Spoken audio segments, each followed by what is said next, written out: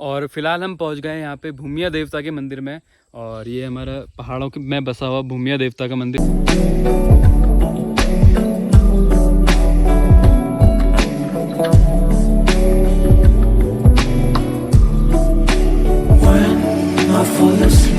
तो जो हमारे भूमि का देवता होता है उसे 3 नामों से जाना जाता है। एक है क्षेत्रपाल, और है एक जिम्मेदार, और तीसरा भूमिया। तो मतलब ये तीनों नाम भूमिया हमारे देवता के ही होते हैं। तो भूमिया देवता जो है हमारे उत्तराखंड में जो हमारे गांव होता है वहाँ में जो पशु पक्षी होते हैं उनकी रक्षा करता है। और इसकी एक बहुत पॉपुलर कहानी है। इसकी पॉपुलर कहानी ये है कि एक बार की बात है, एक भीख मांगने वाला यानी कि एक हुड़किया होता है जो हुड़किया बजाते हैं जब जागर वगैरह लगता है गांव में। उस समय पे हुड़किया बजाने के लिए एक मतलब ढोलक जैसी होती है, उसको बजाते हैं जिससे देवता नाचता है। तो एक जो वो भीख भी मांगता था, और वो भीख मांगते हुए एक जिम्मेदार के यहाँ गया। जिम्मेदार यानी कि जो खेती करता है, किसान है, उसके वहाँ पे गया। और जिम्मेदार उस समय अपने घर पे नहीं था, तो और उसकी बूढ़ी माँ उसके घर पे थी। और उसकी बूढ़ी माँ उसको भीख देने के लिए जब गई, उसने अन्न की जगह काली मिर्च दे दी। ठीक है, एक सुप्पे में भर के काली मिर्च उसने उसको भीख में दे दी।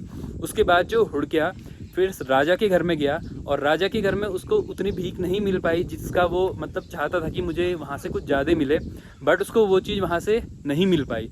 और उसने राजा को ताना मार दिया। और जब उसने राजा को ताना मारा तो राजा को रोष आया, और राजा गुस्से में सीधे गया वो जिम्मेदार के वहाँ पे। और जो ज़मींदार होता है उसके वहाँ जो 24 पशु पक्षी होते हैं उनके साथ में वो अपने घर का दरवाज़ा बंद करता है और ख़ुद को आग लगाने के लिए तैयार हो जाता है। और बाद में जो ये जमींदार होता है, जमींदार ही भूमिया देवता के रूप में हमारे उत्तराखंड में जो कुमाऊं में एडी ब्यानधुरा बाबा हैं उन्हीं के रूप में प्रसिद्ध हुआ। और जो भूमिया देवता हैं इनका मुख्य काम ये है कि जो गांव में पशु पक्षी हैं इनकी रक्षा करना। और एक बात मैं तुम्हें यहाँ पे बताता हूँ कि जो भूमिया देवता है ना, ये किसी और जो देवता होते हैं वो किसी पे लग के उनको नुकसान पहुँचाते हैं, बट इसका ऐसा नहीं है। जो हमारे भूमिया देवता हैं ये लगते हैं पशु पक्षियों पे, और पशु पक्षी जो है बीमार पड़ने लगते हैं, या दूध की कमी होने लग जाती है, या फिर प्रॉपर तरीके से दूध नहीं देते हैं, या फिर अगर किसी इंसान से अगर वो मतलब नाखुश है, मतलब किसी ने कुछ कर रखा है, तो उसके पशु पक्षियों में ये लक्षण देखने के लिए मिलते हैं। और पर्सनली ऐसे भूमिया देवता किसी को नुकसान नहीं पहुंचाते हैं।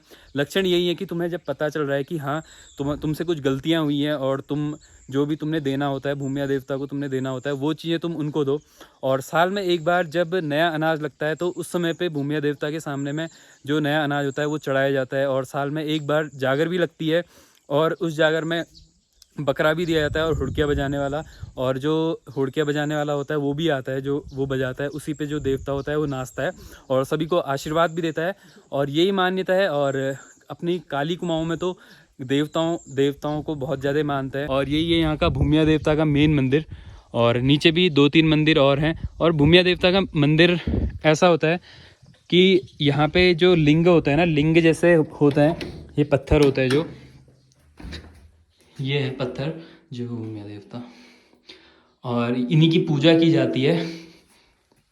और आ गए हैं अब दर्शन करके ऊपर मंदिर में, और अब चल रहे हैं सीधे घर को।